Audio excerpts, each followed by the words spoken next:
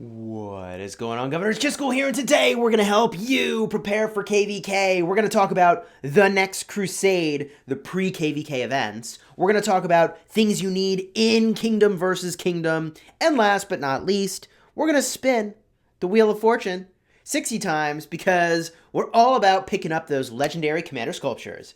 If you like Rise of Kingdoms videos where we help you prepare for KvK, you should like and subscribe. This is one of many videos in multiple KvK playlists. Check them out. They're awesome. Let's get right into the mix. If The Next Crusade has popped for you, and it has in many kingdoms, there are things you need to know about Season 3 and how you can best prepare. In order to do that, we're actually going to jump over to an account that is in Season 3, it's a few days ahead of where we are on our main account in Kingdom 75. Shameless plug. Let's jump over and look at if the event has changed at all. All right, we're here in Kingdom 53, where they're a few days ahead of us for KvK Season 3. The Eve of the Crusade is here, and it looks identical, 100% identical to what we have seen in the past. Let's just very quickly review that. There's going to be 3 stages in the Eve of the Crusade. The first stage, you battle barbarians, you get these scrolls, you combine them for some pretty sweet loot. The next stage is troop training, and the final stage is rallying special marauder forts, which is I think kind of like a level 6 fort, which is nice to get some of those in your home kingdom. All of those points accumulate for a kingdom rank and an individual rank. The individual rank rewards are, in my opinion, very underpowered compared to the level of effort that goes into it, because this is basically another Mighty Governor style event. That means it's going to be determined by troop training, and the winner of the individual portion is getting 60 legendary commander sculptures as opposed to the 180 they would get in a Mighty Governor event. So, by the way, they're competing now against 8 kingdoms. I feel like these rewards should be amped up to make this a bit more of a competition. The reason that people go nuts, and we're going to be going nuts in Kingdom 75, is that there are buffs for your kingdom based on how you do. This is the reason to go ham. Rank 1 gives you a 3% damage boost, a 2% damage boost at rank 2, a 1% damage boost at rank 3, gathering speed at rank 4, training speed, arguably one of the best buffs at rank 5. I'm kind of surprised that's still rank 5 as opposed to rank 4 or even rank 3 or even rank 2. Continuing on. Below that, we've got AP recovery, and for the sort of like non-competing kingdoms, there's research speed and building speed, and like those make sense because these are kingdoms that need to power up a bit more before they're really like seriously into the competition that is going on here. I don't know, maybe all those kingdoms should get the training speed buff. Anyways, those are the buffs. They haven't changed from Season 1 to Season 2 to Season 3. The rewards are the same. The buffs are the same. I was hoping in these individual rewards we'd see some legendary material choice chests. They're not here. That's fine. What I would recommend is that if you are planning to go for the top 20 in your Lost Kingdom, which gives you a special skin, then that's the time you should spend all your action points. But most people, realistically, are not going to get that. So if you're not going to be getting top 20 in your Lost Kingdom, it does make sense to push hard to help your kingdom and to get lots of goodies in the earlier stages of this event.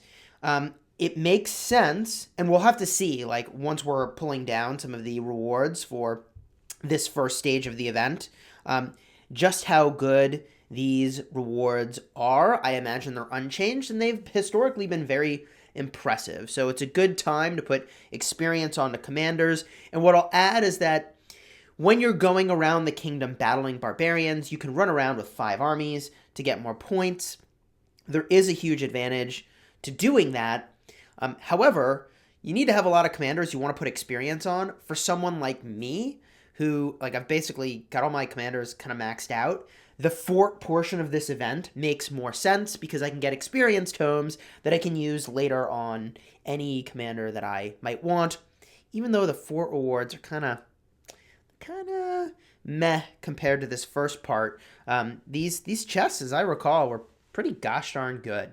Okay, so that's the events leading up to KvK. Let's jump back over to our main account and talk about how you prepare for KvK itself. All right, we're back. We're back on Chisgule main account. Going to talk about some things you need to prepare for KvK.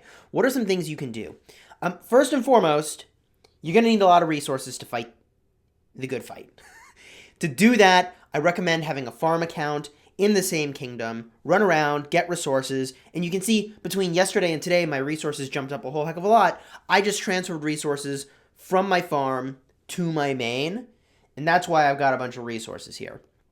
So make sure you are accumulating those resources. The next thing I'd recommend is if you've got a bunch of troop training speed-ups saved up, you probably want to spend those down sooner than later so that you actually have them when you're fighting.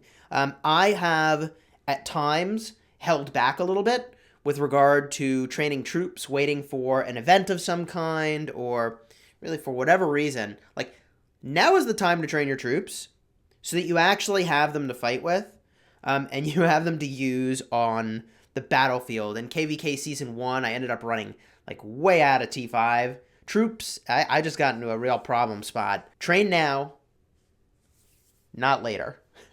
This is the time. And really, during those pre-KvK events is a real good time. The next piece of advice is that you're going to use a lot of action points in the Lost Kingdom to get rewards based on honor.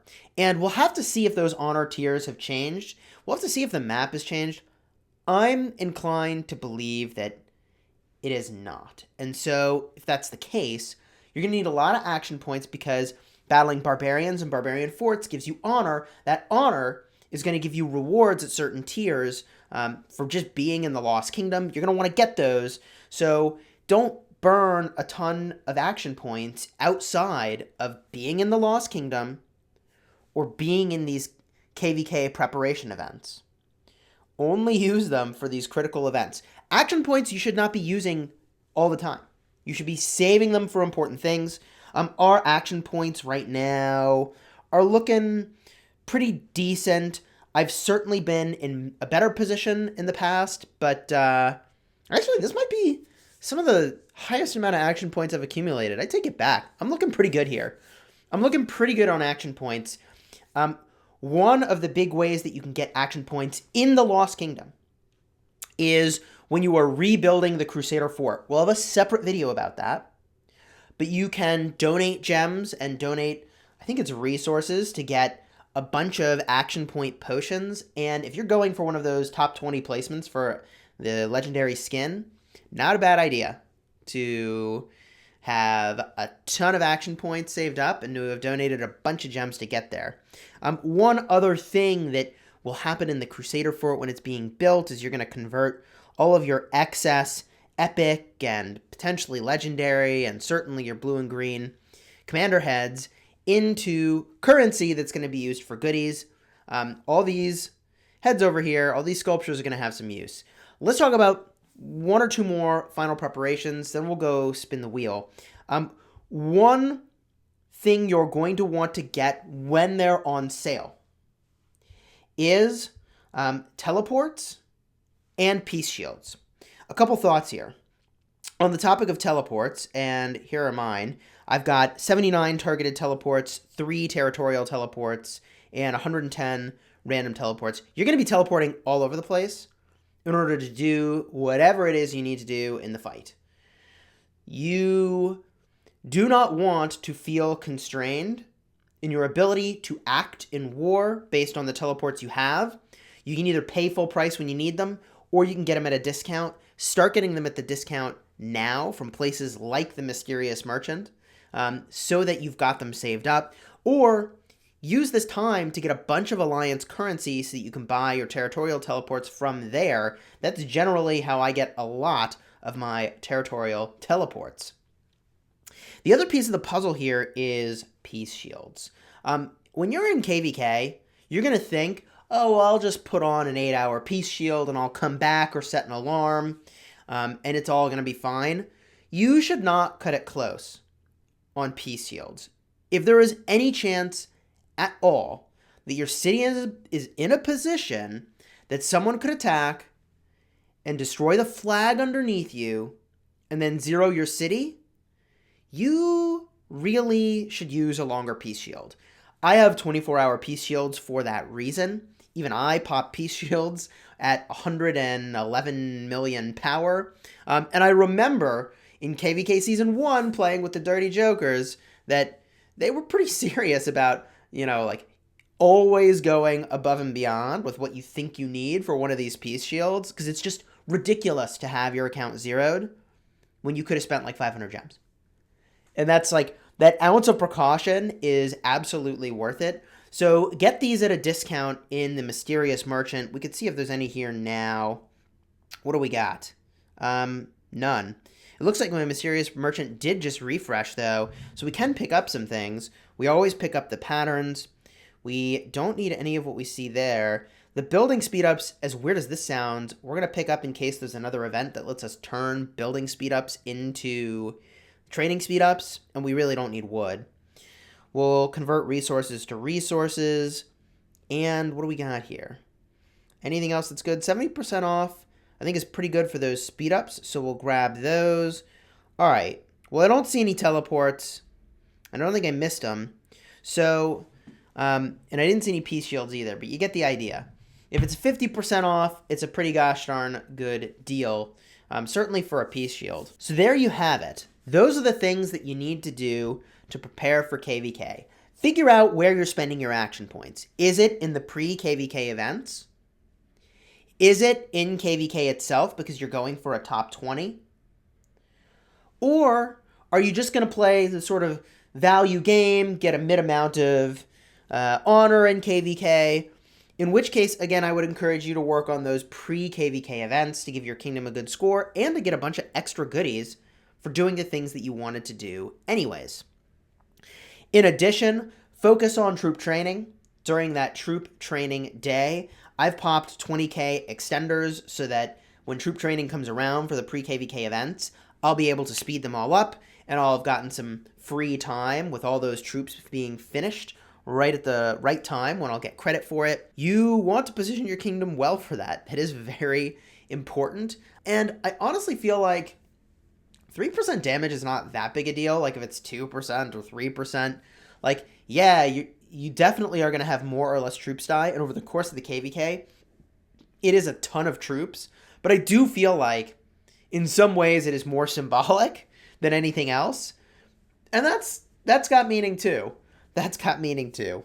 Accumulate those peace shields, accumulate those teleports, and I guess I'll throw in a bonus tip, which is that before the gates open for combat, that'll be the time to spend down your legendary commander sculptures, your experience tomes, whatever you think will help you win a fight. Let me know in the comments if those tips were helpful. It's the same stuff we've seen for KvK for the last 3 seasons, which means actually this applies if you're in Season 1 or Season 2 as well. Let's jump in and spin the Wheel of Fortune. I've been looking forward to doing this. We're working on our Takeda. He's doing all right. We haven't gotten a single 8 spot of Takeda yet. We are hoping we will do that. And we are going to max spin the wheel beyond the number of times that we're actually getting extra rewards, which you can see kind of in the middle of the screen. We're doing that because when we did some math around kind of the expected value of these wheels, we thought it was actually, oh hey, speak of the devil, 10 sculptures. We got there. We got there. Okay, sweet. We get value from spins like that. Spins like that are crazy value.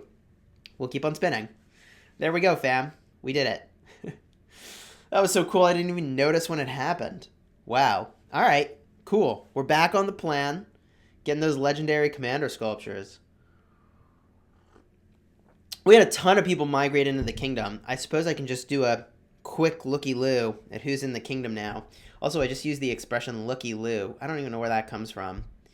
Or what is happening right now. See, now I'm drinking my caffeine, but I did this in reverse order. I should have started with the caffeine, then made the video. That spin was terrible. I do need the gold stars, and I actually do need the generic speed ups. So it could be worse. It could certainly be worse. What would be worse? I guess just a bunch of wood would be worse. We really don't need wood right now. We do not need wood. The wheel's spinning. We're getting some legendary commander sculptures and gold stars, which is pretty sweet. We'll give this thing a spin again. Will we expertise Takeda is an interesting question. We're going to have to do some testing with him and see what we think. And if the testing pans out and it looks like he could be a really strong commander, then okay, we'll full invest. We did do a commander guide on Takeda yesterday. Card will be up in the top and at the end of this video if you want to go check out the Takeda guide that we put together. I think he's got potential, in part because he's a versatility commander. So he's got 4 skills that are good in the open field. I feel good about this spin. 3 legendary commander sculptures for 3,600 gems. Yes, please. Oh my gosh. Spinning wheels is better value than buying those legendary commander sculptures from the VIP shop. And that was the thing we were doing for a while, in addition to max spinning wheels. It's just so many gosh darn gems. Another legendary commander sculpture, which feels pretty good. Overall, these spins are fine because we got the 8 spot on Takeda. If we get that again, then we're going to be in a really good position. Theoretically, when you think about the number of spins we're doing, we should get, in a perfect world, like 3 times we should have landed on the 8 spot. That's an amazing spin. Wow. 3 Takedas, 1 universal, and 2 stars. I will take it. I will take that to the bank. Spinning again. 2 stars. Some building speed ups. Not my favorite. Oh boy. We're approaching the sort of final opportunities to migrate into the kingdom for what it's worth. We are not yet Imperium. We're a good distance away from becoming Imperium, which I feel pretty good about. And we still have space for more awesome players like you. So if you're interested in coming to Kingdom 75, it is an older kingdom. We're making it a warrior kingdom. So the intention is that people who are here are all going to fight. And, you know, there's going to be transition. We're working on that. But we've grown Wolf from, which is the alliance we're in now, from like, I think it started at like 5 or 6 billion. Must have been like 4 or 5 billion. And we're up to almost 8 billion power at this point, which is not so bad. The ARC squad is looking really, really good. We now have the T5 we need, and we've got a few more Clutcheteers on their way in that are going to be really awesome additions. I'm feeling pretty good about how things are shaping up. Man, we only got the 8 spot once. Well, some of my alliance members posted screenshots where they got, 16 plus sculptures in a single spin. Well, set of 5 spins. So, I don't know. Somebody's getting lucky. But today, it's only sort of me. I did get an 8 spot once. Let's just zip over to Takeda real quick and see if we got skills we can put on him. Not yet. Not yet. So overall, I think those were a slightly below average set of spins, but still feel good about my progress here. Taking that quick look, as I promised, at how the kingdom is shaping up. We did get a bunch of new blood into the kingdom. Escape Velocity, Sandals, those are names you might remember or have seen other places. Budamus Prime is new. Bill Hong is new. Mean Machine is relatively new. Baby Shark is relatively new. Feeling pretty good about a bunch of these additions. Of course, there are many more. Down further here, I Am Bob, Black Daytona, Hello, I'm Kaylee. mean, the list goes on and on. I'm gonna start forgetting people if I go further down. I might have already forgotten a few people. If you're interested, I'll put a link in the description. Hopefully this video was helpful. Our KvK prep is going pretty well. We've got a lot of troops we need to go train. A lot of troops need to go train. Maybe the most we will have ever trained will be very soon. That's going to be a thing we do maybe. If you enjoyed this video, please do like and subscribe. Leave a comment. And until next time, you have fun smashing the kingdom.